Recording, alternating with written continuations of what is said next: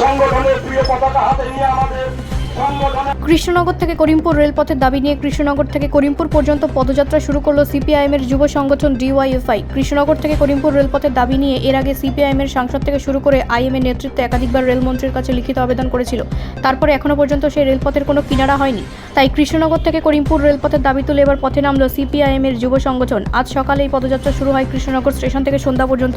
এই পদযাত্রা চলবে নদিয়া তেহট্ট রাত্রিবাস করার পর আগামীকাল করিমপুরে গিয়ে এই পদযাত্রা শেষ হবে এবং তার সমাবেশের মাধ্যমে। কৃষ্ণনগর থেকে করিমপুরে এই রেলপথ নিয়ে একাধিক নেতা এর আগে প্রতিশ্রুতি দিলেও তা বাস্তবায়িত হয়নি। করিমপুর থেকে কলকাতায় যেতে হলে দীর্ঘ পথ অতিক্রম করে কৃষ্ণনগর স্টেশনে আসতে হয় সকলকে।